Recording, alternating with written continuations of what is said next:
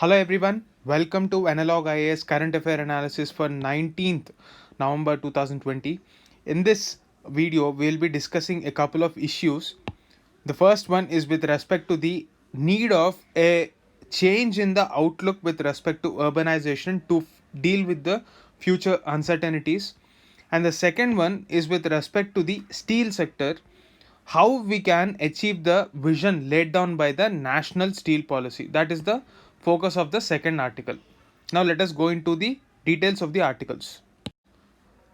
This article titled Reinventing Cities is taken from the Hindu, and this is in the context of the spread of pandemic in our cities.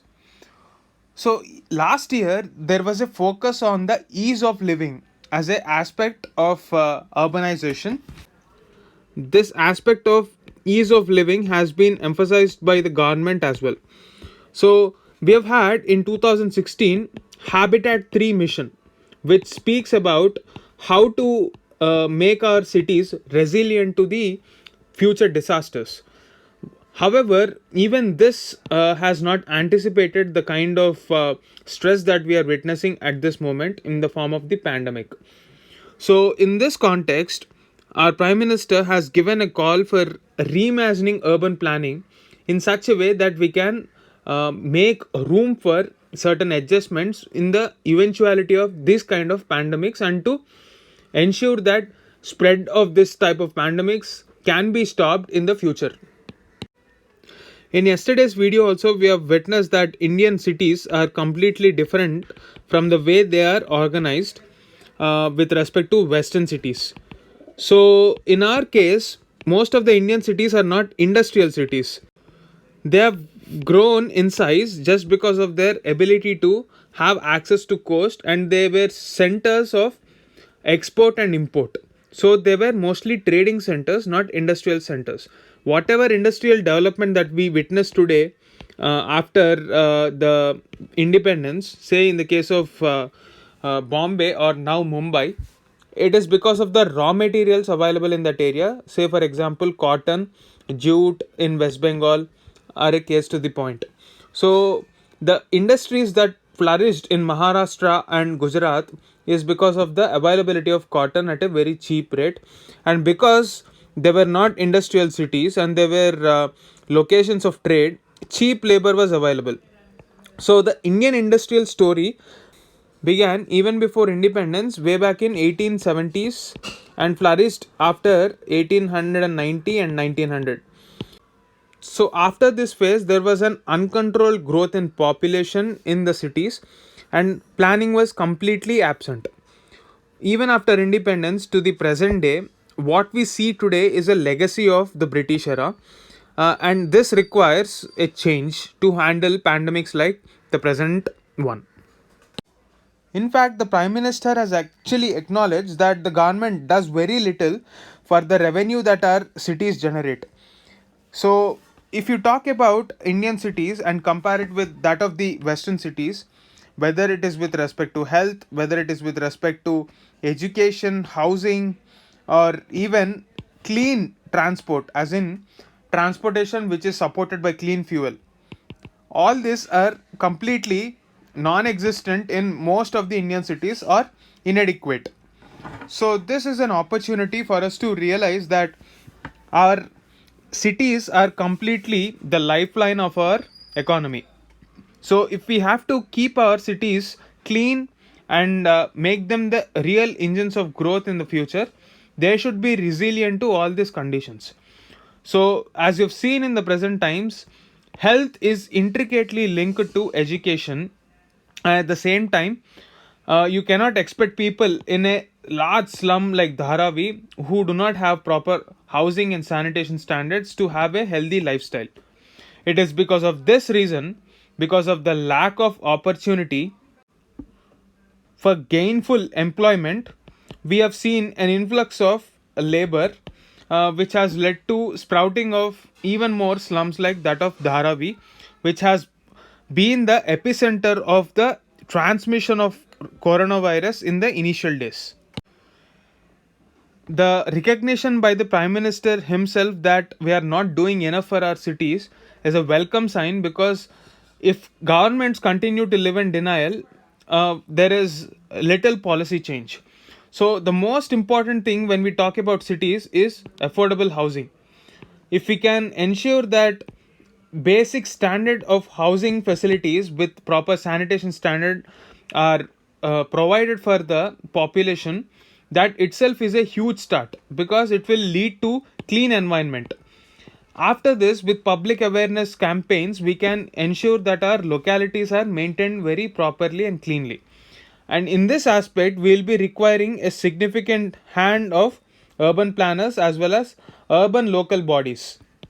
Unless and until we have the support of the local bodies in the form of implementation strategies, implementation workforce, we cannot actually expect the central and state governments to do everything in the cities. So, in order to do this, we have to transform our urban governance in multiple ways. The first one is we need to go towards the elected mayor who will be responsible to the people, because this is the real meaning of democracy at the local level. Today we have a namesake mayor who do not have the capacity or even the judgment to decide what kind of policies are actually useful for our cities. So as a result, what happens is the administration of the cities is left to IAS officers, and there have been multiple allegations in various states that these officers are at the mercy of the postings by the governments involved. So there is a lack of objectivity in the functions carried out by these officers, and therefore a shift towards elected mayor is the first step that is required to bring in that sense of accountability in the local administration.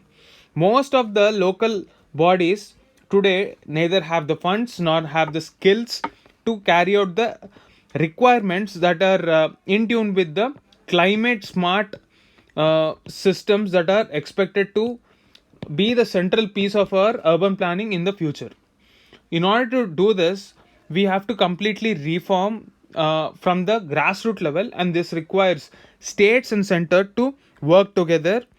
And smart cities is one of the simplest ways or a simplistic explanation to visualize this changed infrastructure driven by IT. But the problem is these smart cities will create islands of development amidst a sea of poverty. We don't want such kind of models. What is needed right now, as seen in the case of Germany, is to retrofit our existing cities with information technology driven sensors and all the possible applications in such a way that they are conducive for the incoming population. What we have to ensure through our urban planning is inclusive growth. The reason why we say this is because in the face of the pandemic, if you take a look at the most vulnerable sections of the city, they were the migrants who did not have any shelter in our city. We don't want to create an atmosphere where a section of our citizens feel that they are completely unwanted in our cities, which happen to be the engines of growth. Without those migrant labor, these cities cannot function. We have to change this for the future, and that exactly is the vision laid down by our Prime Minister. We have had similar situations in the past as well, where cholera and plague or global flu pandemic almost a century ago during the First World War in the name of Spanish flu has stuck our Indian cities. So it is time that we learn from our mistakes and incorporate the changes required for the future. That is the gist of this article. So the second article for the day, titled Betting on Steel for Growth, is taken from the Financial Express. And basically this is talking about the potential of steel to trigger an economic growth.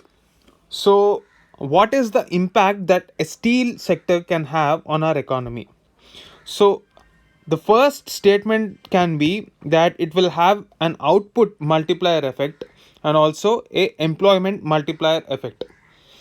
For example, in order to understand what this statement means, output multiplier effect means that if we produce enough steel, it will have a cascading effect on other sectors of economy.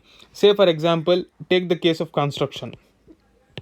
If construction cannot proceed without steel, similarly we cannot have automobile industry without enough steel production. We cannot have the growth of even smartphones. The author quotes the example of iPhone X, which is using steel as its case. So all these sectors use steel as a raw material.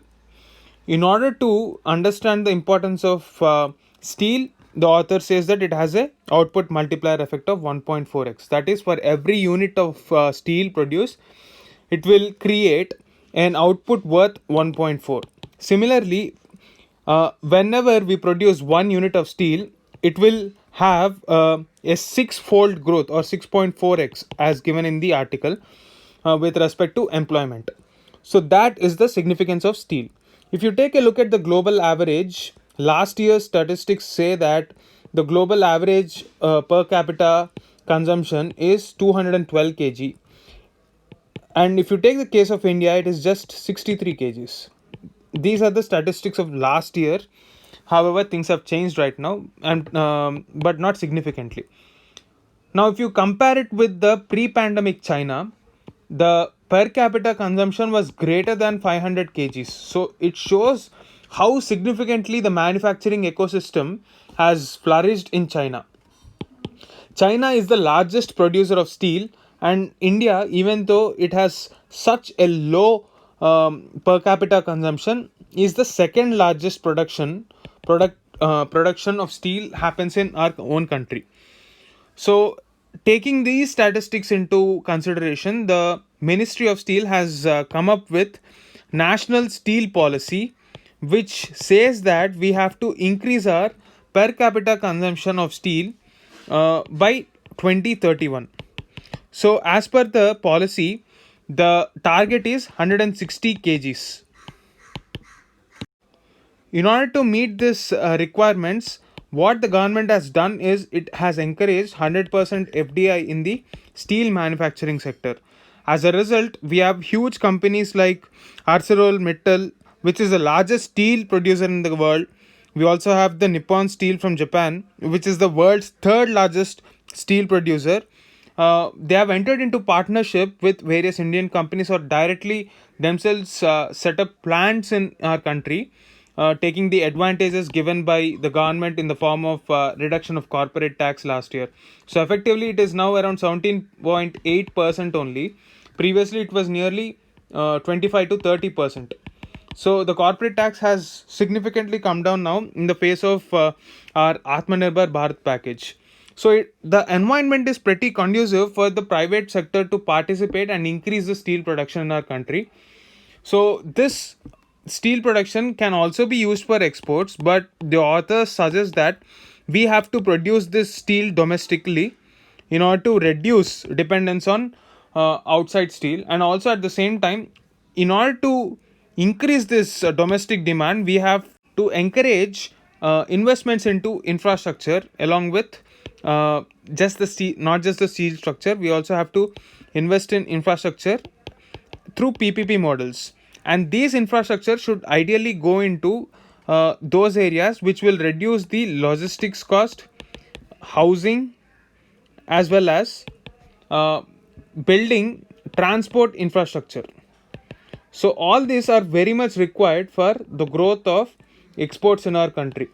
It is very difficult to sustain a consistent growth rate of 7 to 8% with just domestic consumption. Exports are non-negotiable. If you take a look at history, unless and until we have a new economic model or a miraculous economic theory or new insight into the behavioral economics aspect, it is literally impossible to sustain this level of growth which is required to get the 5 trillion economy that we have envisioned last year before the pandemic has actually struck us.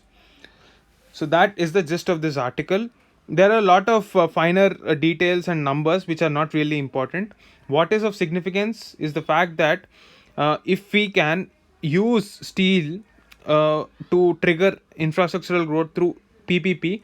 And also, one more important point that I've forgot to discuss is the importance of MSME sector in this, along with PPP.